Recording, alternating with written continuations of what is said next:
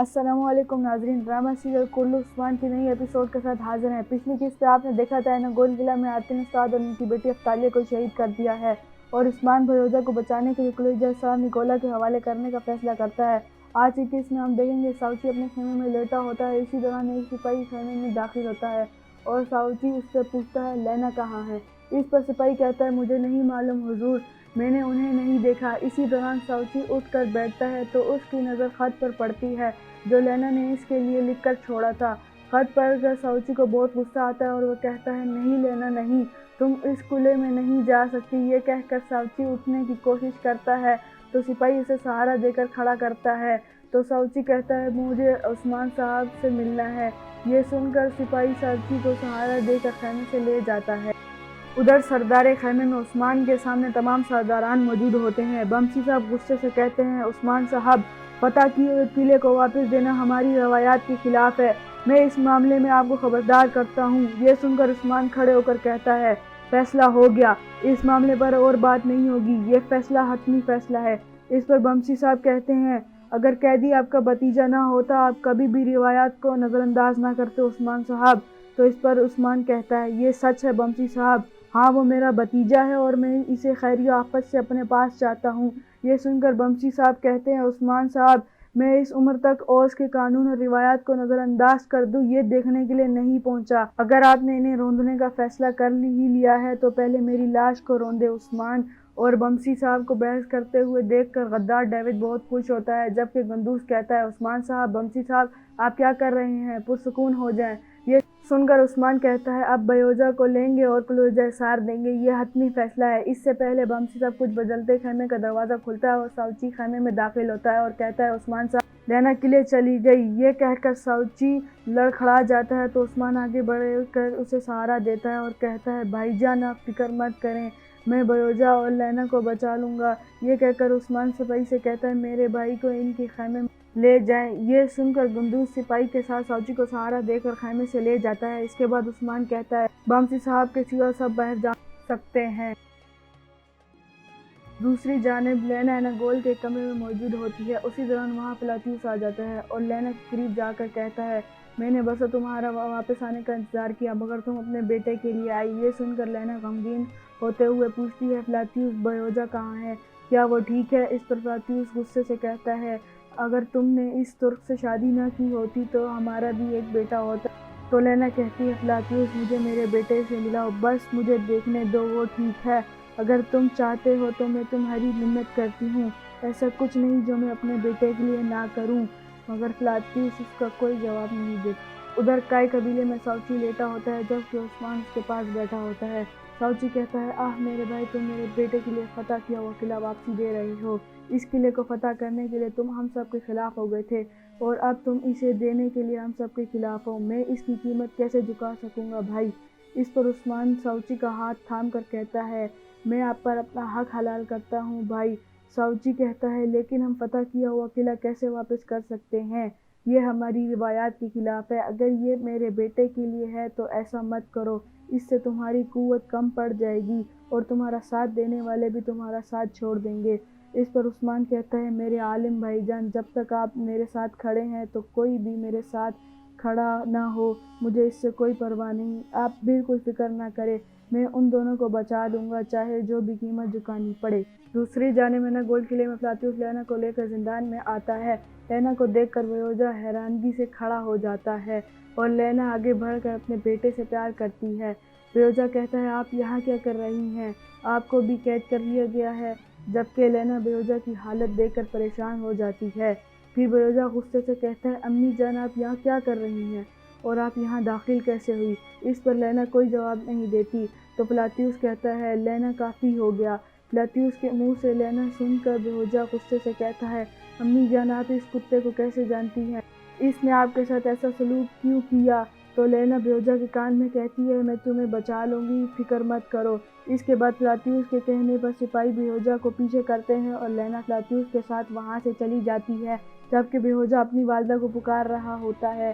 زندان کے پاس لینا فلاطیوس سے کہتی ہے میرے بیٹے کو جانے دو۔ فلاطیوس کہتا ہے تمہارا بیٹا مرے گا، اسے قلعے میں داخل نہیں ہونا چاہیے تھا۔ یہ سن کر لینا پریشان ہو جاتی ہے اور کہتی ہے فلاطیوس میرے بیٹے کو جانے دو، اس کے بدلے مجھے قیدی بنا لو۔ اس پر فلاطیوس کہتا ہے میں اپنی زندگی میں دو چیزیں چاہتا ہوں، پہلا اپنے بابا کے قاتلوں سے انتقام لینا اور دوسرا تمہیں اپنی بیوی بنتے ہوئے دیکھنا۔ تمہارے بیٹے کی زندگی کے بدلے میں چاہتا ہوں کہ تم میرے ساتھ رہو، تمہارا بیٹا قبیلے واپس جائے گا اور تم یہاں میرے ساتھ ہوگی۔ یہ سن کر لینا غم آنکھوں کے ساتھ زندان کی جانب دیکھتی ہے۔ اس کے بعد ہم دیکھتے ہیں فلاطیوس نکولا کے سامنے کھڑا ہوتا ہے۔ نکولا کہتا ہے کیا تم چاہتے ہو میں ساؤچی کے بیٹے کو چھوڑ دوں؟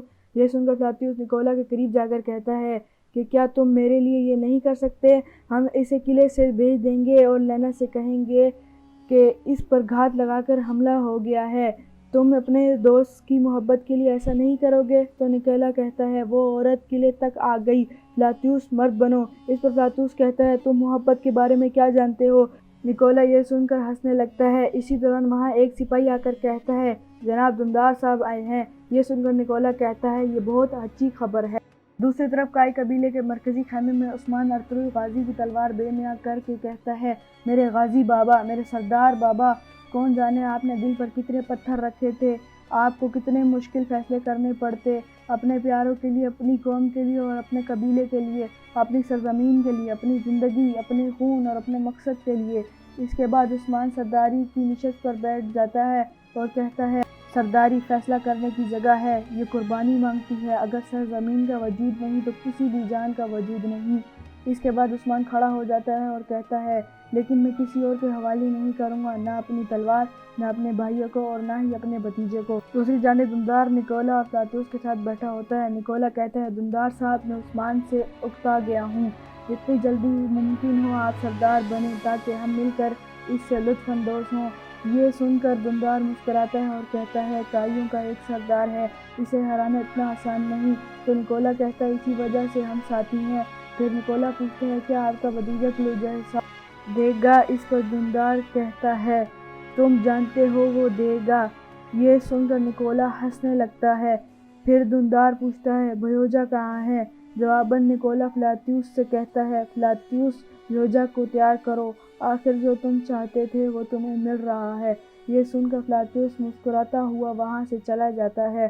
فلاطیوس کے جانے کے بعد نکولا کہتا ہے دندار صاحب میری بدولت آپ سردار بننے سے ایک قدم دور ہیں، یہ مت بھولیے گا۔ اس پر دندار نکولا کا شکریہ ادا کرتے ہوئے کہتا ہے اس بارے میں کبھی شک نہ کرنا۔ دوسری طرف لینا رو رو کر بھیوجا کی رہائی کے لیے دعا کرتی ہے۔ اس دوران فلاطیوس کمرے میں داخل ہوتا ہے اور کہتا ہے نکولا تمہارے بیٹے کو چھوڑنے پر راضی ہو گیا ہے۔ فلاطیوس لینا کو پکڑتے ہوئے کہتا ہے اب ہم ایک نئی زندگی کی دعا کریں گے۔ یہ سن کر لینا کھڑی ہو جاتی ہے اور آگے بڑھتے ہوئے کہتی ہے میرے بیٹے کو کب قلعے سے آزاد کیا جائے گا؟ تو فلاطیوس کہتا ہے وہ بس جانے ہی والے ہیں، میرا بھروسہ کرو لینا۔ اس کے بعد لینا اپنے ہاتھوں میں موجود زہر کھانے کی کوشش کرتی ہے مگر فلاطیوس اسے پکڑ کر روک دیتا ہے اور غصے سے کہتا ہے تم کیا کر رہی ہو لینا؟ اپنے بیٹے کو بچا کر خود کو مارنے لگی ہو۔ اس پر لینا کہتی ہے میں تمہیں پہلے ہی بتا چکی ہوں، میرا پہلا اور آخری پیار ساؤچی ہے، میرے بیٹے کو چھوڑ دو اور میری جان لے لو۔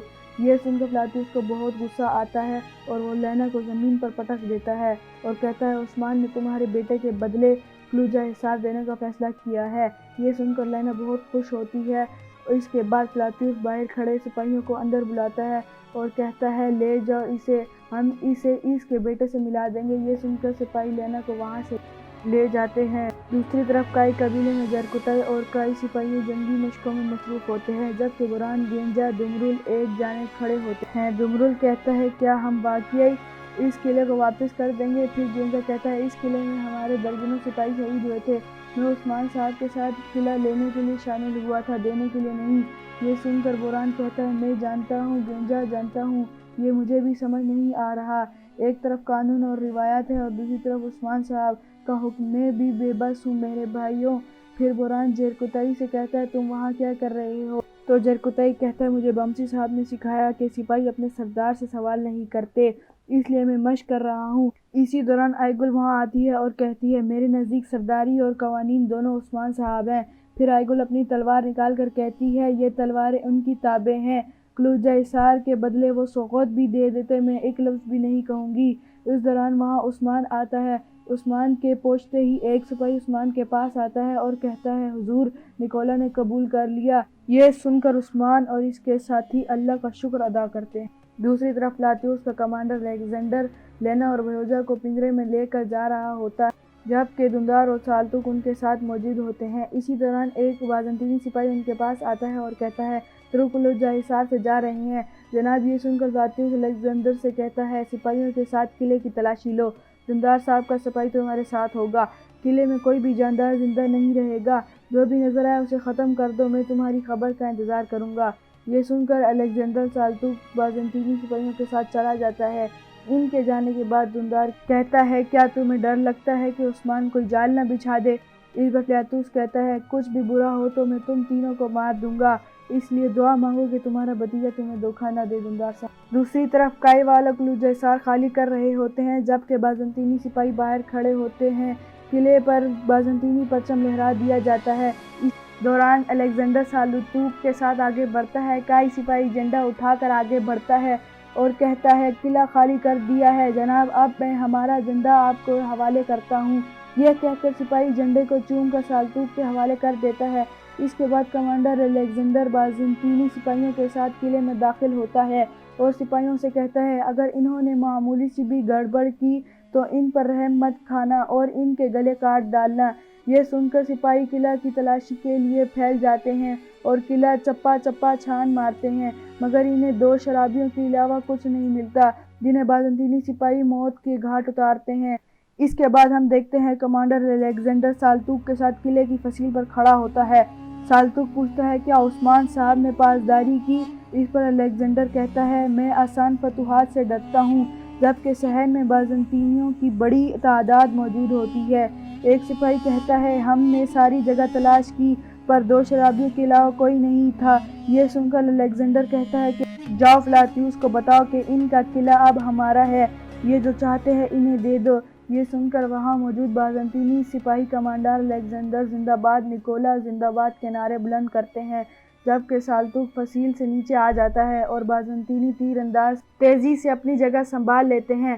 اس طرح قلوجہ حصار ایک بار پھر بازنطینیوں کے قبضے میں آ جاتا ہے اور سالتوق ایک بازنطینی سپاہی کے ساتھ وہاں سے چلا جاتا ہے اور یوں یہ قسط ختم ہو جاتی ہے۔